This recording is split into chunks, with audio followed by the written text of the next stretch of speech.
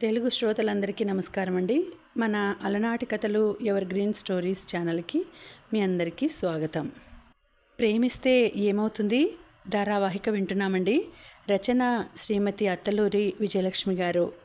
ఇక ఆలస్యం చేయకుండా మనం కథలోకి వెళ్ళిపోదామండి. వీడియో చూసిన వెంటనే లైక్ చేసి షేర్ చేసి తప్పకుండా సబ్స్క్రైబ్ చేసుకోండి. మన ఛానల్ని బెల్ ఐకాన్ యాక్టివేట్ చేసుకోండి. తేజ గట్టిగా నవ్వి శరణ్య చెయ్యి తన చేతిలోకి తీసుకొని అరచెయ్యి ముద్దు పెట్టుకొని అన్నాడు, ఓసి పిచ్చి శరణ్య, ఇలాంటి కథలు రాయడానికి గొప్ప మేధావులు కావాలా? నీలాగా పుస్తకాలు నమ్మిలి మింగేయాలా? న్యూస్ పేపర్లో చదివిన న్యూస్ నన్ను కదిలించింది. దాని నుంచి వచ్చిన చిన్న ఆలోచన, ఒక స్టోరీ లైన్, కొంచెం స్క్రీన్ ప్లే, 4 డైలాగ్స్, కొంత క్రియేటివిటీ వెరసి ఒక మూవీ. అప్పటిదాకా ఇంకా ఏదో చెప్పబోతున్నాడని సీరియస్గా వింటున్న శరణ్య మ్యాగీ ప్లేట్ ఇస్తూ దీర్ఘంగా తిను అని సోఫాలో వెనక్కి వాలుతూ అంది. దీనివలన నీకు మానిటరీ బెనిఫిట్ ఏమన్నా ఉంటుందా? అదంతా నేను ఆలోచించడం లేదు. నాకు ఈ ఫీల్డ్ నచ్చింది, ఫాలో అవుతున్నాను. ఉంటే ఉంటుంది, లేకపోతే లేదు. అవునులే, మీ నాన్న సంపాదించి ఇచ్చిందే బోలెడుంది. నువ్వు సంపాదిస్తే ఎంత, లేకుంటే ఎంత? సరేలే, ఇంతకీ మన పెళ్ళెప్పుడు అడిగాడు తేజ. ఇప్పుడే చేసుకుందామా అంటూ గట్టిగా నవ్వి కుషన్ అతని మీదకి విసిరేసి లేచి కిచెన్ వైపు వెళ్ళిపోయింది. రోజులాగే ఆ రోజు కూడా ఇంట్లో నుంచి బయటకు వస్తూనే గాయత్రి కళ్ళు రమేష్ కోసం వెతికాయి. వేప చెట్టుకి ఒక కాలు తన్ని పెట్టి కిల్లి కొట్టు దగ్గర నిలబడి ఉండే రమేష్ కనిపించలేదు. అప్పటికి అతడిని పార్కులో కలుసుకునే వారం అయింది. మధ్య మధ్య రమేష్ ఆమెతో మాట్లాడే ప్రయత్నం చేయడం, అప్పుడే సరిగ్గా వాళ్ళ నాన్నో, గాయత్రి నాన్నో, లేక అన్నయ్యలో, పక్కింటి వాళ్ళో కనిపించడంతో ఇద్దరూ మాట్లాడుకోలేకపోయారు. రమేష్ 2-3 సార్లు పలకరించడానికి ప్రయత్నించినా గాయత్రి భయంగా తల వంచుకొని వేగంగా నడుస్తూ వెళ్ళిపోయింది. ఎవరన్నా చూస్తారేమో అనే భయంతో అలా వెళ్ళిపోయినా ఆ సందు దాటి రోడ్డు మీదకి రాగానే అతను తన వెనకాల వస్తున్నాడేమో అనే ఆశతో నడక వేగం తగ్గించి వెనక్కి తిరిగి చూస్తూ ముందుకు వెళ్తుండేది. కానీ అతను కనిపించకపోవడంతో నిరాశగా వెళ్ళిపోతుండేది. అలాంటి స్థితిలో ఆ రోజు తర్వాత వాళ్ళిద్దరూ మళ్ళీ కలవలేకపోయారు. అయితే గాయత్రికి ఆ రోజు తర్వాత అనుక్షణం రమేష్ తలపులే. పార్కులో ఇద్దరూ గుల్మొహర్ చెట్టు కింద కూర్చొని మాట్లాడుకోవడం, అతను తన చెయ్యి తాకడం, ఆ అనుభూతి, ఆ స్పర్శ ఆమెకి పదే పదే గుర్తుకొస్తున్నాయి. మళ్ళీ అతన్ని కలవాలని, చల్లని గాలిలో చెట్టు కింద అతను చెప్పే కబుర్లు వినాలని తహతహగా ఉంది. అందుకే ఎలాగోలా అతనే ఆ రోజులాగా ఫలానా చోట ఫలానా టైంకి కలుద్దామని మళ్ళీ లెటర్ ఇస్తే బాగుండు అనుకుంటూ రోజు బయటికి రాగానే అతని కోసం వెతకసాగింది. రమేష్ కనిపించకపోవడంతో దిగులు ఆవరించేసింది. ఇంతేనా, ఇంకా తామిద్దరూ కలవరా? తను రమేష్ ప్రేమించుకోరా? ఆలోచిస్తూ రోడ్డు క్రాస్ చేస్తున్న దగ్గరికి పరిగెత్తుకుంటూ వచ్చాడు. ఏయ్ గాయత్రి అని పిలుస్తూ. గాయత్రి ఉలిక్కిపడి తల తిప్పి చూసింది. ఆమె మనసు పురివిప్పిన నెమలి అయింది. రమేష్ హారన్లు మోగుతుంటే ఆమె చెయ్యి పట్టుకొని జల్దీ నడు అంటూ రోడ్డు దాటి ఫుట్పాత్ మీదకి వచ్చాడు. అతనలా చెయ్యి పట్టుకొని రోడ్డు క్రాస్ చేయడంతో గాయత్రికి సిగ్గు ఆవరించేసింది. ఏంటిది, నేను చిన్నపిల్లనా అనుకుంది. నువ్విప్పుడు కాలేజీకి పోవద్దు అన్నాడు. ఎందుకు? ఆశ్చర్యంగా చూసింది. మనం గోల్కొండ పోదాం అన్నాడు. అమ్మో, కాలేజ్ మానేసా, ఇంకేమన్నా ఉందా? నాన్నకి తెలిసినా అన్నయ్యకి తెలిసినా తన పని అయిపోయినట్లే. తల అడ్డంగా ఆడిస్తూ అంది. నేను రాను. ఎందుకు రావు? రాకుంటే మనం కలుసుకొనుడు కష్టమవుతుంది. మళ్ళా కాలేజీ అయిపోయే టైంకి రిటర్న్ రావచ్చు. ఇంట్లో చెప్పే అవసరం లేదు, కాలేజీకి పోయినా అనే చెప్పచ్చు. వద్దు రమేష్, నాకు భయం, నేను రాను. భయం లేదు, ఏం లేదు, నడు, నీతో చాలా మాట్లాడేది ఉంది అంటూ తొందర పెట్టసాగాడు. అప్పటికే వాళ్ళు అడ్డంగా నిలబడేసరికి షాపుల ముందు బండ్లు ఆపుకుంటున్న వాళ్ళు విసుక్కోసాగారు. గాయత్రికి కాలేజ్కి వెళ్ళకపోతే ఇంట్లో తెలుస్తుందేమో అనే భయం ఒక పక్క. అనుకోకుండా వచ్చిన అపురూపమైన అవకాశం రమేష్తో గోల్కొండ వెళ్ళడం, సాయంత్రం దాకా అతనితో నడవడం. ఇది వదులుకుంటే మళ్ళీ వస్తుందా? ఇప్పుడు రానని చెప్తే ఇంకెప్పుడు పిలవడేమో. సాయంత్రం దాకా అతనితో గడపడమా? తలుచుకుంటేనే ఎంతో బాగుంది. ఏం మాట్లాడతాడో? ఐ లవ్ యూ అంటాడేమో, నీ కళ్ళు బాగుంటాయి అని పొగుడతాడేమో, ఇంకా ఏం మాట్లాడతాడో ఊహిస్తున్న కొద్దీ మత్తుగా గమ్మత్తుగా అనిపిస్తోంది. వెళ్తే ఏం, తను ఇంతవరకు గోల్కొండ చూడలేదు కూడా. గాయత్రి ఆలోచిస్తుండగానే రమేష్ అటుగా వచ్చిన ఖాళీ ఆటో పిలవడం, మాట్లాడడం, రా అంటూ గాయత్రి చేయి పట్టుకొని లాగి ఆటోలో కూర్చోబెట్టడం జరిగిపోయింది. ఆటో కదలగానే గాయత్రి గుండె వేగంగా కొట్టుకోసాగింది భయంతో. కాలేజ్ ఎగ్గొట్టి ఇలా వెళ్ళడం, అమ్మో చాలా తప్పు చేస్తోంది తను.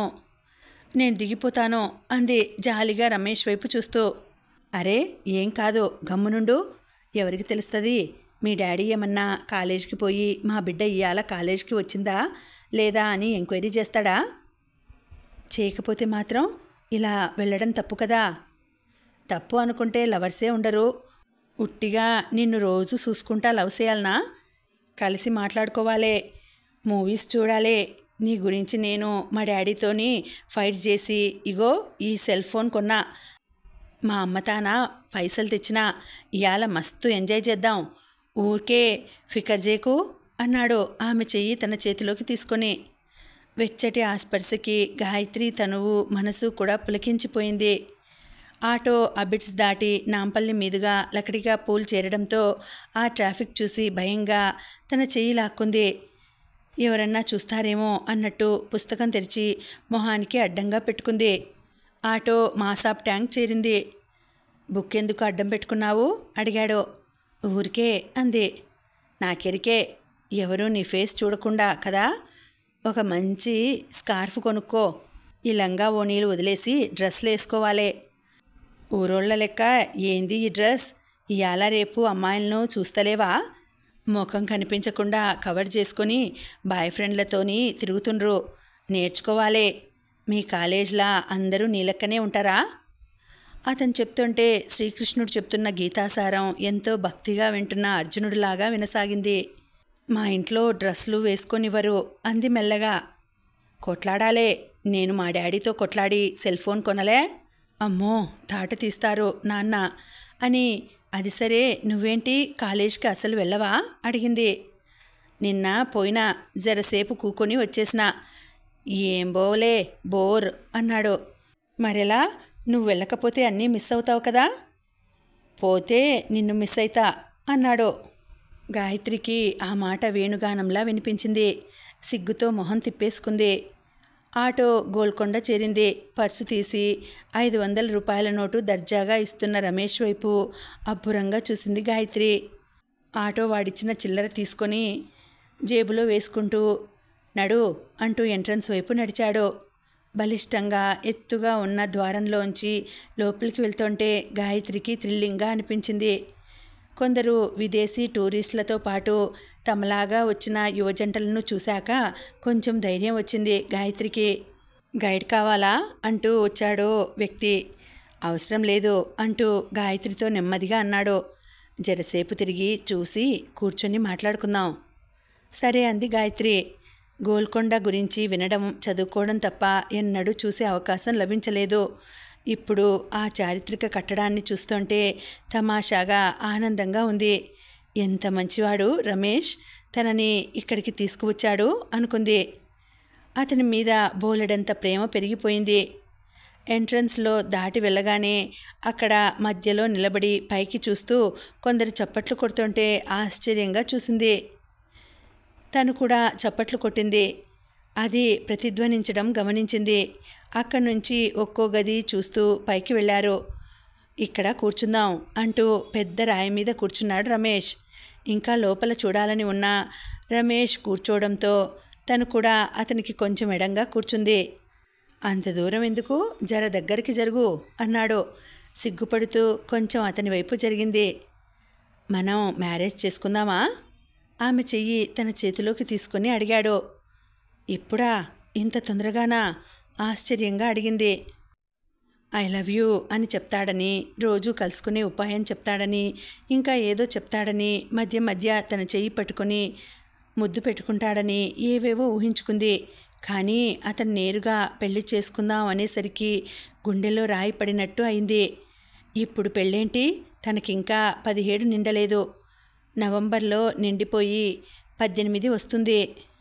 పెళ్లి మాట ఎత్తిన రమేష్ వైపు చిత్రంగా చూస్తున్న గాయత్రిని కొంచెం దూరం నుంచి నడివయసు జంట గమనిస్తోందని గాయత్రికి తెలియదు. వాళ్ళిద్దరూ కోటేశ్వరరావు పెత్తండ్రి కొడుకు కోడలు.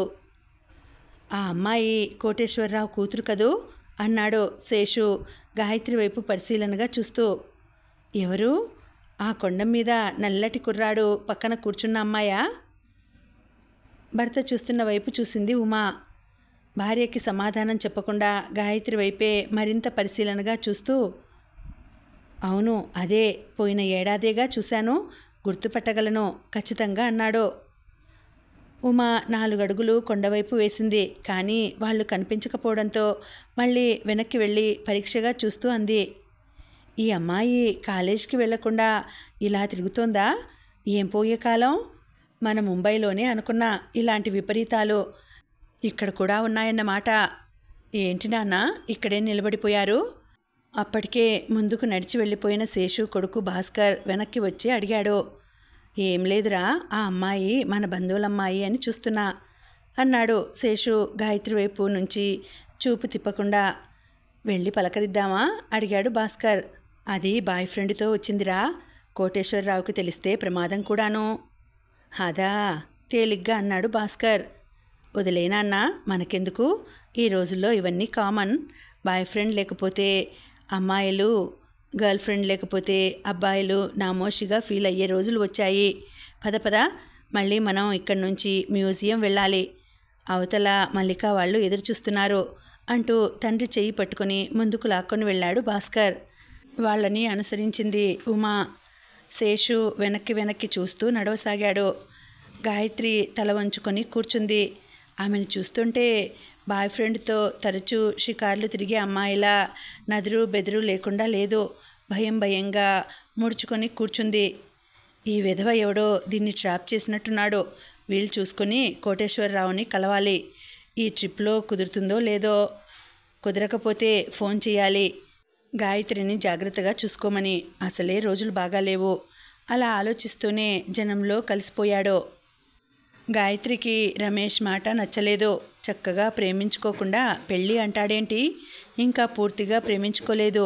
సినిమాలకి వెళ్ళలేదు, హోటల్స్కి వెళ్ళలేదు, బర్త్డే గిఫ్ట్లు ఇచ్చుకోలేదు. అప్పుడే పెళ్ళా?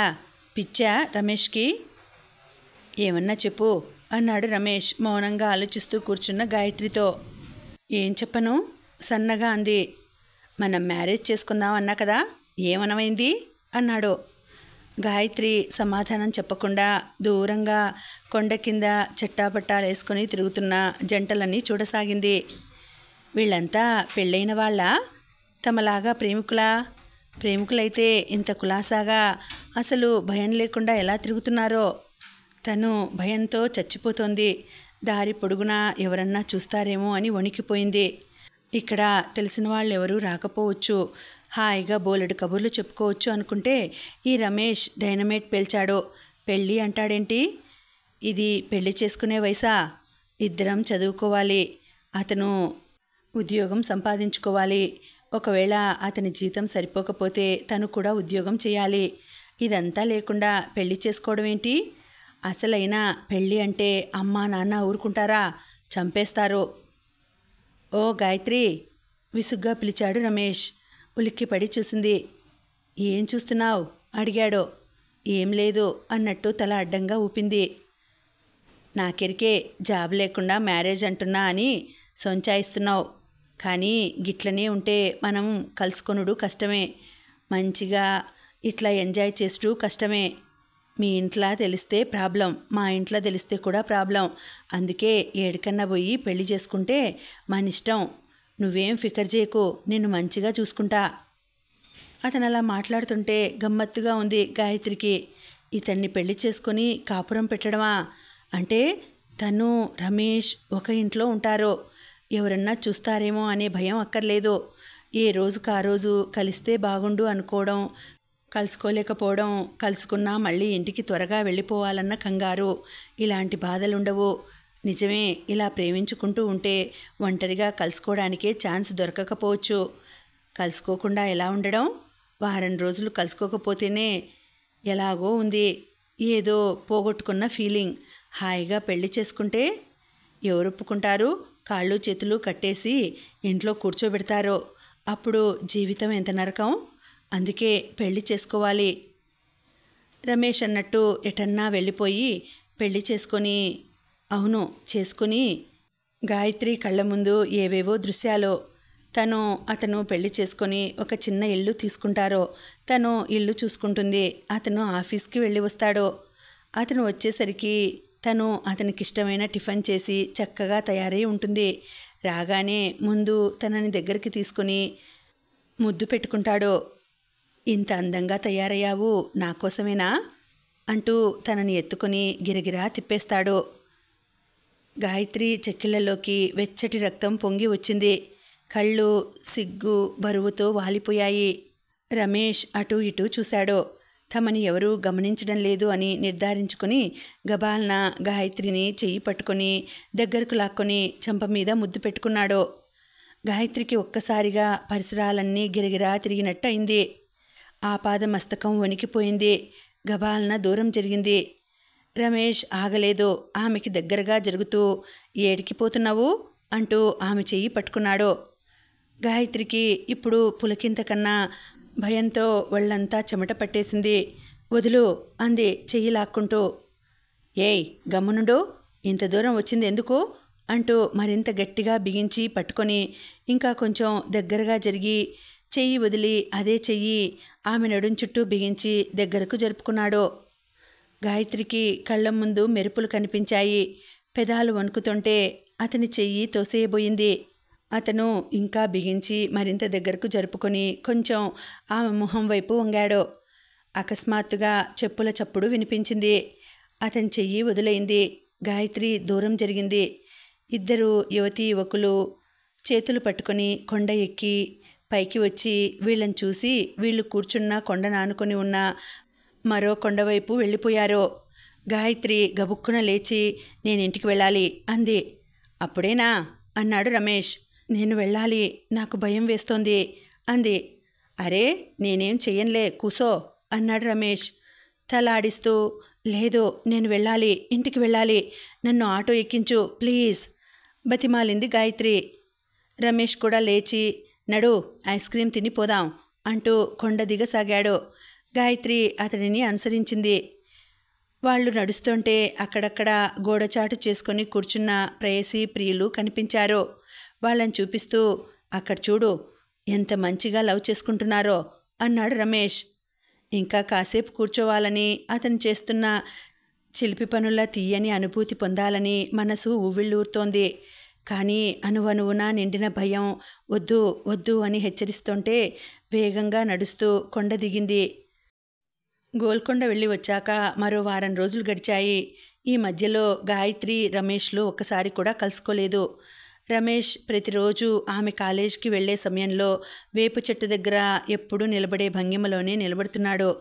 కాకపోతే బండి లేదు. గాయత్రి మాత్రం అతన్ని తప్పించుకొని వెళ్ళిపోతోంది. ఆమె వెళ్ళిందాకా చెట్టు దగ్గర నిలబడడం, ఆమె తల వంచుకొని సందుమలుపు తిరగగానే ఆమెను కలుసుకోవడానికి ఎంత వేగంగా నడిచి వెళ్ళినా ఆమె చిటికలో మాయమైపోతోంది. రమేష్ షోక్గా తిరిగిన బండి రెండో కొడుకు సురేష్కి ఇచ్చేశాడు గంగరాజు.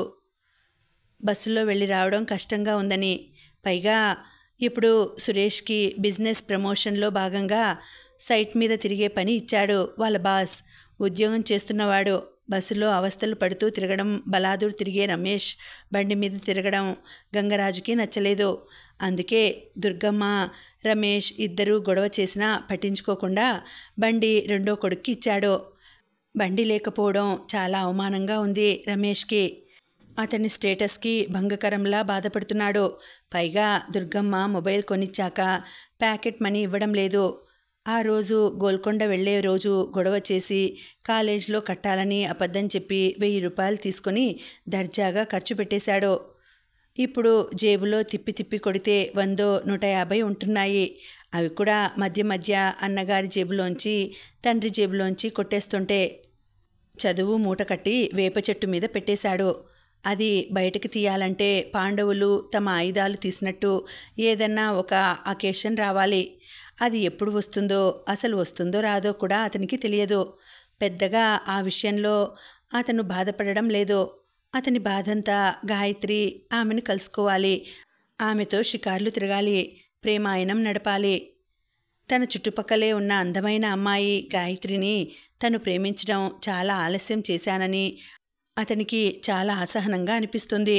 అతి కష్టం మీద ఆమెను కలుసుకొని తను ప్రేమిస్తున్న విషయం చెప్పేశాడు.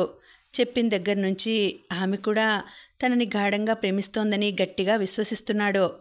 ఆమె కూడా తనలాగే కాలేజ్ ఎగ్గొట్టి తనతో షికార్లకు వస్తుందని ఇద్దరూ కలిసి ఒకరోజు గోల్కొండ, ఒకరోజు గండిపేట, మరో రోజు జూ పార్క్ ఇలా చట్టాపెట్టాలేసుకుని తిరిగేద్దామని ఆశించాడు.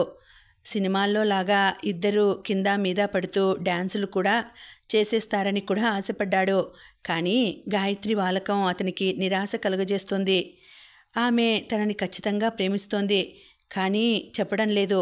చెబితే వాళ్ళ నాన్న చంపేస్తాడు అని భయం కాబోలు అనుకుంటాడు. ప్రతిదానికి నాన్న నాన్న అంటూ భయపడే గాయత్రికి బ్రెయిన్ వాష్ చేయాలని, ఆమెలో వాళ్ళ నాన్న అంటే ఉన్న భయం పోగొట్టాలని గోల్కొండ వెళ్ళిన రోజే నిర్ణయించుకున్నాడు.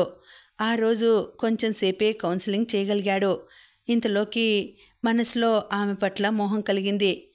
కొంచెం చనువు చూపించేసరికి ఆమె బెదిరిపోయి వెళ్ళిపోతాను అని గొడవ చేయడంతో సాయంకాలం దాకా ఆమెతో గడపాలన్న కోరిక తీరలేదు. అప్పటినుంచి మళ్ళీ అలాంటి అవకాశం కోసం ప్రయత్నిస్తూనే ఉన్నాడు. గాయత్రిని ప్రేమించకుండా ఉంటే చాలా ప్రమాదం అనిపిస్తోంది. తను ప్రేమించకపోతే వేరే ఎవరైనా ఖచ్చితంగా ప్రేమిస్తారు. కాలేజ్ మేట్ కావచ్చు, లేక రోడ్డు మీద వెంటపడేవాడు కావచ్చు, లేక లెక్చరర్ కావచ్చు, ఎవరైనా సరే గాయత్రిని ప్రేమిస్తే తనేం కావాలి? తనకి బాగా తెలిసిన గాయత్రి, తన ఇంటి పక్కన ఉండే గాయత్రి, తెల్లవారు లేస్తే కళ్ళ ముందు కనిపిస్తుండే గాయత్రి. అమ్మో, ఇంకా ఎవరన్నా ప్రేమించడమా? ఎంత మాత్రం జరగకూడదు అనేది రమేష్ ఆలోచన. అందుకే తను గాయత్రిని గాఢంగా ప్రేమించేసి ఆమెని తనతో పాటు తోటలు కోటలు తిప్పేస్తే ఆమె కూడా తనని ప్రేమించేస్తుంది. ఇంకా తను సేఫ్, ఆమె కూడా సేఫ్. వీలైతే పెళ్ళి కూడా చేసేసుకుంటే ఇంకా గాయత్రి తనదే అనే ఒక ఊహ రమేష్ని ఉక్కిరి బిక్కిరి చేస్తోంది. అందుకే ఆమెను ప్రేమించడానికి, ఆమె తనని ప్రేమించేలా చేయడానికి నానా తిప్పలు పడుతున్నాడు. కాలేజ్ పూర్తిగా మానేశాడు. ఆమె ఇంట్లో నుంచి బయటకి వచ్చిందా, ఆ చెట్టు దగ్గర నిలబడడం, ఆమె రాగానే రోడ్డు మీదకి వెళ్ళడం, ఎలాగోలా ఆమెను పలకరించడానికి, తనతో తిప్పుకోవడానికి ప్రయత్నిస్తున్నాడు. కానీ ఈ మధ్య అసలు అవకాశమే దొరకడం లేదు. కారణం, గోల్కొండలో రమేష్ కొంచెం చనువు తీసుకొని ఆమె నడుం మీద చెయ్యి వేయడం అన్న సంగతి గాయత్రికి తెలుసు. ఏదో చెయ్యి పట్టుకున్నదాకా బాగానే ఉంది. ఆ స్పర్శలో మాధుర్యం అనుభవించడం కొత్తగా ఉంది, తీయగా ఉంది. గోల్కొండకి వెళ్ళడం కూడా బాగుంది. కానీ అలా చనువు తీసుకోవడం, నడుం మీద చెయ్యి వేయడం, చెంప మీద ముద్దు పెట్టుకోవడం ఆమెకి నచ్చలేదు. సరికదా, తను చాలా తప్పు చేసినట్టు, పాపం చేసినట్టు బాధపడిపోతోంది. ఈ విషయం ఇంట్లో తెలిసిందంటే తనకి కూడా సీతాదేవిలాగా అగ్ని పరీక్ష పెడతాడు నాన్న, లేదంటే గరిట కాల్చి వాత పెడతారు. అయినా అతనికి ఎంత ధైర్యం? అలా చెయ్యొచ్చా? తప్పు కదా అనుకుంటూ మనసులో అతన్ని కలుసుకోవాలని, సరదాగా పార్కుకి వెళ్ళి చాలాసేపు కబుర్లు చెప్పుకోవాలని ఉన్నా కూడా కలిస్తే ఏం చనువు చూపిస్తాడో అనే భయంతో అతన్ని తప్పించుకొని తిరుగుతోంది. ఒకవేళ అతను తనని ఎలాగోలా పట్టుకొని ఎందుకు కలవడం లేదు అని అడిగితే అతి చనువు తీసుకోనని మాట తీసుకొని అప్పుడు వెళ్ళొచ్చులెమ్మని కూడా ఆలోచించింది. కొడుకు కాలేజ్కి వెళ్ళడం మానేశాడన్న విషయం గంగరాజు దృష్టికి వచ్చింది. ఇంట్లో నుంచి 8 ముస్తాబయ్యి నాస్తా చేసి కాలేజ్కి వెళ్తున్నా అని చెప్పి వెళ్ళి ఆయనకి కనిపించకుండా వీధి చివర కిళ్ళీ కొట్టు దగ్గర ఉన్న వేప చెట్టు కింద 8:30 దాకా నిలబడి ఎటో వెళ్ళిపోయి బలాదూర్ తిరిగి పొద్దుపోయాక ఇంటికి వస్తున్నాడని ఆయన నోటీస్కి వచ్చిన వెంటనే ఆయన కొడుకు ఇంట్లో నుంచి బయటకు వెళ్ళడం దగ్గర నుంచి గమనించడం ప్రారంభించాడు. కాకపోతే వేప చెట్టు దగ్గర ఎందుకు నిలబడుతున్నాడు, అక్కడి నుంచి ఎక్కడికి వెళ్తున్నాడు అన్న విషయం తెలుసుకోవాలంటే ఆయన షాపు కట్టేసి కొడుకు వెనకాల తిరగాలి. అలా చేసే అవకాశం లేదు. అందుకే ఆ రోజు ఇంట్లో నుంచి ట్రిమ్గా తయారై నాస్తా చేస్తున్న రమేష్ని ఏమీ ఎరగనట్టు పలకరించాడు గంగరాజు. నీ పరీక్షలెప్పుడురా? మంచిగా చదువుతున్నావా? రమేష్ తడబడకుండా చెప్పాడు. పరీక్షలు ఇప్పుడేడుంటాయి, మార్చి ఏప్రిల్లో ఉంటాయి. కాలేజ్కి సక్కంగా పోతున్నావా? నీ అటెండెన్సు ఇర్రెగ్యులర్ ఉంటుందని నీ దోస్తు చెప్పిండు. ఏంది సంగతి అన్నాడు గంగరాజు కొడుకు మొహంలోకి చూస్తూ. రమేష్ కొంచెం బెదిరాడు, కానీ కనిపించకుండా అన్నాడు. ఎవడాడు? వానికేం ఎరుక? నేను దినాం పోతనే ఉన్నా, నువ్వు చూస్తలేవా? నేను అన్నీ చూస్తున్నా, అందుకే అడుగుతున్నా. నీకు నకరాలు మస్తు అవుతున్నాయి. గీ కోర్సు పూర్తి కాకుంటే బిడ్డా నిన్ను కార్జనకు పంపుతా. మంచిగా చదువుకొని అన్న లెక్క మంచి జాబ్ చేసుకో, లేకుంటే అన్నట్టు ఆపేశాడు. ఆ మాటతో నాస్తా తినడం గబగబా ముగించి కోపంగా వెళ్ళిపోయాడు రమేష్. కొడుకు సరిగా తినకుండా వెళ్ళాడన్న బాధతో దుర్గమ్మ కొంచెం కోపంగా అంది. ఏందయ్యా నువ్వు ఆడెనక తగిలినావు? ఊకే ఏంది? బండి తీసుకుపోతివి, మళ్ళేంది నీ గోసా? నౌకరీ చేసేటోనికి కావాలనా బండి, బేకార్ తిరిగేటోనికి కావాలనా? నీ కొడుకు ఏడికి పోతున్నాడో నీకెరకేనా? భార్య వైపు చూసి సీరియస్గా అడిగాడు గంగరాజు. ఏడికి పోతాడు? కాలేజ్కి పోతాడు. ఆడికి మాత్రం చదువుకోవాలని ఉండదా ఏంది? ఉంది. 2 దినాలాగు, నేను చెప్తా. ఆడి ఏడికి పోతుండో ఏం చేస్తుండో చెప్తా. ఏం చెప్తావో సనుగుతూ లోపలికి వెళ్ళిపోయింది. భార్య వెళ్ళిన వైపు చూసి నుదుటి మీద చిన్నగా కొట్టుకుని పంచె సరిచేసుకుని లాల్చీ వేసుకున్నాడు గంగరాజు. చెప్పులేసుకుంటూ దుర్గమ్మకి వినిపించేలా చెప్పాడు. నేను దుకాన్ పోతున్నా. మంచిది, పొయ్యిరా, లోపల నుంచి సమాధానం చెప్పింది దుర్గమ్మ. గంగరాజు షాప్ వైపు కాకుండా తన షాప్కి కొంచెం దూరంలో ఉన్న వేప చెట్టు దగ్గరికి నడిచాడు. అయితే ఇవాళ రమేష్ తన స్థలం రోడ్డు మీద ఉన్న స్టేషనరీ షాప్ దగ్గరికి మార్చాడు. కారణం గాయత్రి వెళ్ళేది అటే కాబట్టి. ఎలాగైనా ఇవాళ ఆమెని ఆపాలి, అది అతని లక్ష్యం. సందు తిరిగి రోడ్డు మీదకి రాబోయే గాయత్రి కోసం రెప్ప వేయకుండా చూపు తిప్పకుండా ఎదురు చూడసాగాడు. సరిగ్గా 1/2 గంటకి నీలం రంగు పరికిని నల్ల జార్జెట్ ఓని వేసుకున్న గాయత్రి తల వంచుకొని భుజానికి ఉన్న హ్యాండ్ బ్యాగ్ జారిపోతుంటే పైకి జరుపుకుంటూ వస్తోంది. ఆమెను చూడగానే గబగబా నడుస్తూ ఆమెకి ఎదురు వెళ్ళి గాయత్రి అని పిలిచాడు. గాయత్రి రమేష్ అలా దారికి అడ్డు వస్తాడని ఊహించలేదేమో. అతన్ని చూడగానే ఉలిక్కిపడింది. ఏమైంది, కలుస్తలేవు? నేను పరేషాన్ అవుతున్నా అన్నాడు దబాయింపుగా. అతనలా రోడ్డు మీద నిలేసి దబాయిస్తుంటే గాయత్రి బెదురుతూ అటూ ఇటూ చూసింది. ఏయ్, ఏంది గట్లా నిలబడినావు? నడు, పబ్లిక్ గార్డెన్ పోదాం అన్నాడు ఆటో కోసం చూస్తూ. ఇప్పుడా? నేను రాను, కాలేజ్కి వెళ్ళాలి. గబుక్కున అని ముందుకు నడవబోతుంటే ఆమె చెయ్యి పట్టుకొని ఆపుతూ అటుగా ఖాళీగా వచ్చిన ఆటో ఆపాడు. దా అంటూ ఆమెను లాగి ఆటోలోకి తోసినంత పని చేశాడు. నేను రాను, ప్లీజ్, దిగిపోతాను. చెయ్యి విడిపించుకుంటూ కుడికాలు బయటికి పెట్టి దిగబోయిన గాయత్రి సందు మలుపు తిరుగుతున్న కార్తికేయ కనిపించడంతో అదిరిపడి కాలు వెనక్కి తీసుకుని రమేష్కి సమీపంగా జరిగింది. రమేష్ గమ్మున కూసో అని గాయత్రితో అని ఆటో అతనికి నాంపల్లి పోని అని చెప్పాడు. ఆటో కదిలింది. గాయత్రి వణికిపోతూ మౌనంగా ఉండిపోయింది. చూశాడా? అన్నయ్య చూశాడా? అమ్మో, చూసి ఉంటే ఇవాళ నా పని అయిపోయినట్టే. దేవుడా, చూసి ఉండకూడదు. చూసి ఉండడు కదా? అన్నయ్య నన్ను చూడలేదు. అవును, చూడలేదు. తిరిగి తిరిగి ఆటోలోంచి తల బయటికి పెట్టి చూడసాగింది. ఏంది గట్ల చూస్తున్నావు? ఆమె ఎడం చెయ్యి తన చేతుల్లోకి తీసుకుంటూ అడిగాడు రమేష్. విహ్వలంగా చూస్తూ అంది. మా అన్నయ్య కనిపించాడు, చూశాడేమో అని భయంగా ఉంది. రమేష్ ఆ మాటకి తను కూడా ఒక్కసారి వంగి ఆటోలోంచి బయటకు చూసి తిరిగి సరిగా కూర్చొని అయితే ఏమైతుంది అన్నాడు నిర్లక్ష్యంగా. చంపేస్తాడు అంది గాయత్రి భయంగా. ఏం కాదు, ఫికర్ పడకు అన్నాడు తనకు తోచిన రీతిలో ఓదారుస్తూ. అతను అన్నట్టుగా ఆటో కదలడం ఒక్క క్షణం ఆలస్యమై ఉంటే కార్తికేయ దృష్టి వాళ్ళ మీద పడేది. వాళ్ళ అదృష్టం బాగుండి కార్తికేయ వాళ్ళని చూడలేదు.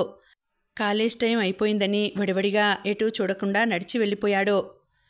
వేప చెట్టు దగ్గరకు వచ్చిన గంగరాజుకి అక్కడ తను విన్నట్టుగా కొడుకు కనిపించకపోవడంతో ఒక్క క్షణం అక్కడే నిలబడి ఆలోచించాడు. తర్వాత అతనికి తను అనవసరంగా టైం వృధా చేస్తున్నట్టు అనిపించి నేరుగా షాప్కి వెళ్ళాడు. రేపు వాడికన్నా తనే ముందు వచ్చి వాడి వేషాలు చూడాలి అని నిశ్చయించుకున్నాడు. ఆఫీస్కి రెడీ అయ్యి భార్య ఇచ్చిన క్యారేజ్ తీసుకుని చెప్పులు వేసుకుంటున్న కోటేశ్వరరావు ఫోన్ మోగడంతో ఆగిపోయాడు. అన్నపూర్ణ వెళ్ళి స్టాండ్ మీద ఉన్న కార్డ్లెస్ తీసుకుని వచ్చి భర్తకిచ్చింది. ఆయన ఆన్సర్ బటన్ నొక్కి హలో అన్నాడు. కోటేశ్వరరావు, నేను శేషుని. ఎలా ఉన్నావు అడిగాడు శేషు. శేషు ఎక్కడ్నుంచి? చాలా కాలం తరువాత శేషు గొంతు విన్న కోటేశ్వరరావు ఉత్సాహంగా అడిగాడు. హైదరాబాద్ వచ్చాను, మళ్ళా రేపు ముంబై వెళ్ళిపోతున్నాను. ఓసారి వచ్చి చూసి వెళ్దామని. ఆఫీస్కి బయలుదేరావా? ఎలా ఉన్నావు అడిగాడు శేషు. ఇప్పుడే బయలుదేరుతున్నాను. ఫోన్ శబ్దం విని ఆగిపోయాను. బాగానే ఉన్నాను. మీరంతా ఎలా ఉన్నారు? ఎప్పుడు వస్తున్నారు ఇక్కడికి అడిగాడు. వద్దామనే. నీ సంగతి ఏంటి? తిరిగి రాక సాయంత్రమేనా? మధ్యాహ్నం పర్మిషన్ ఏమన్నా తీసుకోగలవా? ఎప్పుడొస్తావు? చేతి వాచి చూసుకుంటూ అడిగాడు కోటేశ్వరరావు. నువ్వు చెప్పరా, ఎప్పుడు రమ్మంటే అప్పుడు వస్తా. నా కోసం ఆఫీస్ పని డిస్టర్బ్ చేసుకోకు. కోటేశ్వరరావు నవ్వాడు. పర్వాలేదు, రాక అంత దూరం నుంచి నువ్వు వస్తుంటే ఆఫీస్లో కూర్చోవడం అవసరమా? మధ్యాహ్నం నుంచి లీవ్ పెడతా, వచ్చేయి. ఒక్కడివేనా? అందరూ వచ్చారా? రావడం అందరం వచ్చాం, కానీ వాళ్ళంతా ఏదో షాపింగ్కి వెళ్తారట. నేనొస్తా. అయితే 3 వస్తాలే. అలాగే, తప్పకుండా రా. శేషు ఫోన్ పెట్టేయడంతో కార్డ్లెస్ అన్నపూర్ణ చేతికిస్తూ చెప్పాడు. మా పెత్తండ్రి కొడుకు శేషు లేడు, వాడు ముంబై నుంచి వచ్చాడుట. సాయంత్రం ఇంటికి వస్తా అన్నాడు. ఈ క్యారేజ్ ఉంచేయి, మధ్యాహ్నం వచ్చేస్తా అంటూ క్యారేజ్ ఆవిడ చేతికిచ్చాడు. అందరూ రావడం లేదా? అప్పటిదాకా వాళ్ళ సంభాషణ విన్న అన్నపూర్ణ అడిగింది. లేదు, వాళ్ళకేదో షాపింగ్ ఉందటలే. సరే, నేను బయలుదేరతా అంటూ చెప్పులేసుకున్నాడు. అలాగే, జాగ్రత్తగా వెళ్ళిరండి. గుమ్మం దాకా నడిచి అలవాటుగా చెప్పింది. ఆయన సమాధానం చెప్పకుండా బయటకు నడిచాడు. అన్నపూర్ణ క్యారేజ్ తీసుకుని లోపలికి వెళ్ళి మిగిలిన వంట పూర్తి చేసి వంటగది సర్దేసింది. తర్వాత గిన్నెలు కడిగేసి మిగతా గదులు కూడా సర్దేసింది. గారెలకి మినపప్పు నానేసింది.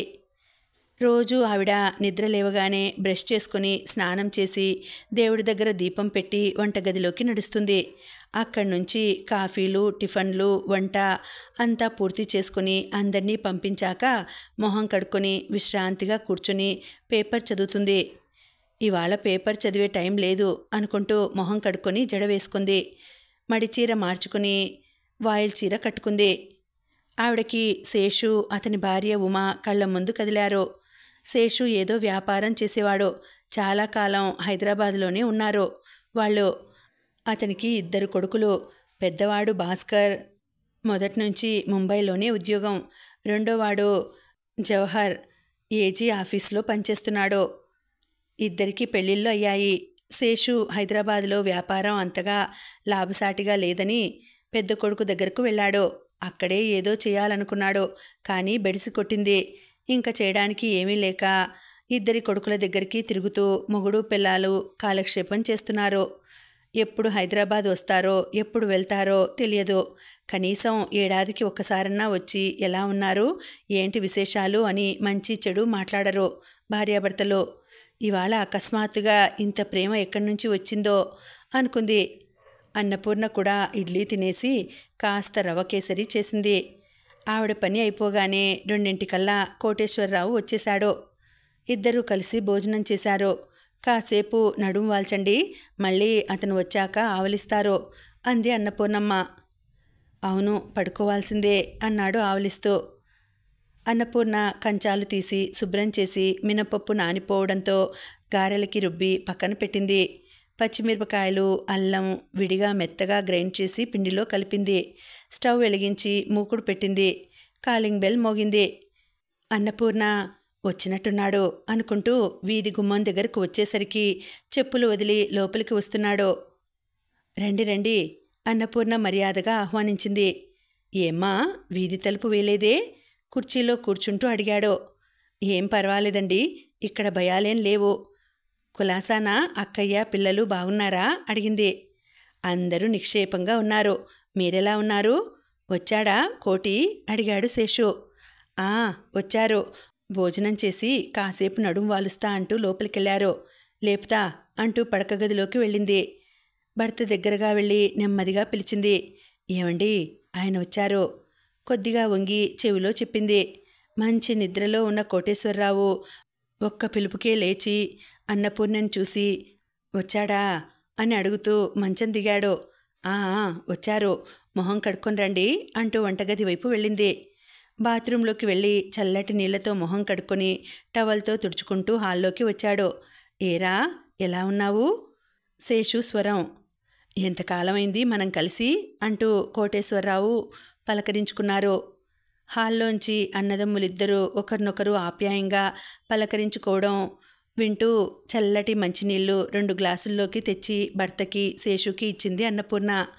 వాళ్ళిద్దరూ కబుర్లు చెప్పుకుంటుంటే తను తిరిగి వంటగదిలోకి వెళ్ళి మూకుళ్ళో నూనె వేసింది. శేషు స్వరం గట్టిగా వినిపిస్తోంది. ఇతను గట్టిగా మాట్లాడడం ఇంకా మానలేదు అనుకుంది అన్నపూర్ణ. పిండి గుండ్రంగా ప్లాస్టిక్ పేపర్ మీద తట్టి మధ్యలో రంధ్రం చేసి కాగిన నూనెలో వేస్తూ. వాళ్ళ మాటల్లో ముంబై విశేషాలు, వాళ్ళ పిల్లల ఉద్యోగాలు వగైరా దొర్లుతున్నాయి. అన్నపూర్ణ 2 ప్లేట్లలో 4 గారెలు అల్లం పచ్చడి వేసి చిన్న బౌల్స్లో కొంచెం రవ్వ కేసరి పెట్టి తెచ్చింది. ఎందుకమ్మా ఇవన్నీ అంటూనే అందుకున్నాడు శేషు. వేడివేడి గారెకి అల్లం పచ్చడి అద్దుకొని తింటున్న శేషు వైపు చూస్తూ అక్కయ్య కూడా వస్తే బాగుండేది అంది అన్నపూర్ణ. ఈసారి అసలు నేను కూడా రాగలనో లేదో అనుకున్నాను, కానీ మీకు ముఖ్యమైన విషయం చెప్పాలని వచ్చాను అన్నాడు శేషు. కాఫీ కలపడానికి వంటగదిలోకి వెళ్ళబోతున్న అన్నపూర్ణ ఒక్క క్షణం ఆగి భర్త మొహంలోకి చూసింది. ఆయన గారె తుంచుకొని తింటూ ఏ విషయం అని అడిగాడు చాలా మామూలుగా. ఏదో కొత్త వ్యాపారం గురించి చెబుతాడేమో అనుకుంటూ. వాళ్ళ విషయాలు నాకెందుకు అనుకుంటూ అన్నపూర్ణ వెళ్ళబోతుంటే నువ్వు కూడా ఉండమ్మా అన్నాడు శేషు. అన్నపూర్ణ బ్రుకుటి ముడిపడింది. ఇప్పుడే వస్తా అంటూ లోపలికి వెళ్ళి స్టవ్ ఆర్పేసి వచ్చింది. నేను చెప్పే విషయం విని మీరిద్దరూ ఆవేశపడకుండా ఏం చెయ్యాలో ఆలోచించండి అంటూ ఉపోద్ఘాతం మొదలుపెట్టిన శేషు వైపు భార్యాభర్తలిద్దరూ ఆసక్తిగా చూశారు. ఇంకా ఉందండి, కథ కొనసాగుతుంది. మళ్ళీ వచ్చే వీడియోలో తర్వాతి భాగం తెలుసుకుందామండి. అంతవరకు సెలవు. నమస్తే.